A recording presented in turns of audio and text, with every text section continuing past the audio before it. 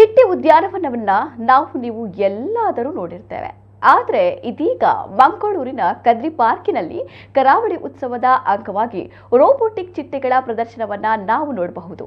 December 21ರಂದು ಆರಂಭಗೊಂಡಿರುವ ಈ ಪ್ರದರ್ಶನ 2025 ಜನವರಿ 19ರ ತನಕ ಇರುತ್ತದೆ.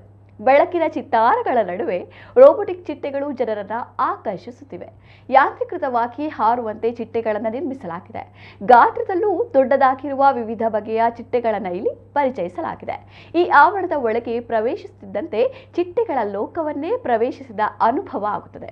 ಚಿಟ್ಟೆಗಳ ಜೊತೆಗೆ ಜೇನುನೊಣ ಮತ್ತು ವಿವಿಧ ಬಗೆಯ ರೋಬೋಟಿಕ್ ನೊಣಗಳ ಗೊಂಬೆಗಳನ್ನು ಪ್ರದರ್ಶಿಸಲಾಗಿದೆ. ಇತ್ತೀಚಿನ ದಿನಗಳಲ್ಲಿ ನಗರ ಪ್ರದೇಶಗಳಲ್ಲಿ ಚಿಟ್ಟೆಗಳ ಸಂಖ್ಯೆ ಕಡಿಮೆಯಾಗುತ್ತಿದ್ದು, ಚಿಟ್ಟೆಗಳ ಸಂರಕ್ಷಣೆ ಹಾಗೂ ಪರಿಸರ ಸಮತೋಲನ ಕುರಿತು ಜಾಗೃತಿ ಮೂಡಿಸುವುದು ಈ ಪ್ರದರ್ಶನದ ಉದ್ದೇಶ. ಮಂಗಳೂರಿನ ಜನರಿಗೆ ಪ್ರಥಮ ಬಾರಿಗೆ ಇಂತಹ ಪ್ರದರ್ಶನ ವೀಕ್ಷಿಸಲು ಅವಕಾಶ ಲಭಿಸಿದ್ದು, ಜಿಲ್ಲಾಧಿಕಾರಿ ಮುಲ್ಲೈ ಮುಗಿಲನ್ ಅವರ ಯೋಜನೆಯಂತೆ ಕರಾವಳಿ ಉತ್ಸವ ಆಚರಣೆಯ ಅಂಗವಾಗಿ ಪ್ರದರ್ಶನವನ್ನ ಆಯೋಜಿಸಲಾಗಿದೆ.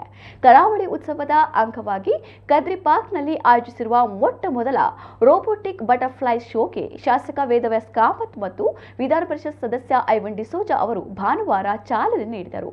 ಜಿಲ್ಲಾಧಿಕಾರಿ ಮುಲ್ಲೈ ಮುಗಿಲನ್, ಜಿಲ್ಲಾ panchayat CEO doctor Anand K, ವಿವಿಧ ಅಕಾಡೆಮಿಗಳ ಅಧ್ಯಕ್ಷರು ಈ ಸಂದರ್ಭದಲ್ಲಿ ಉಪಸ್ಥಿತರಿದ್ದರು.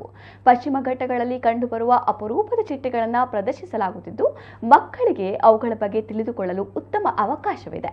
ಪ್ರದರ್ಶನದಲ್ಲಿ ಶಾಲಾ ಮಕ್ಕಳಿಗೆ 50% ರಿಯಾಯಿತಿ ಇದೆ. ಪ್ರತಿದಿನ ಸಂಜೆ 4ರಿಂದ ರಾತ್ರಿ 9ರವರೆಗೂ ಈ ಪ್ರದರ್ಶನವನ್ನ ವೀಕ್ಷಿಸಬಹುದಾಗಿದೆ ಎಂದು ಜಿಲ್ಲಾಧಿಕಾರಿ ಮುಲ್ಲೈ ಮುಗಿಲನ್ ತಿಳಿಸಿದ್ದಾರೆ.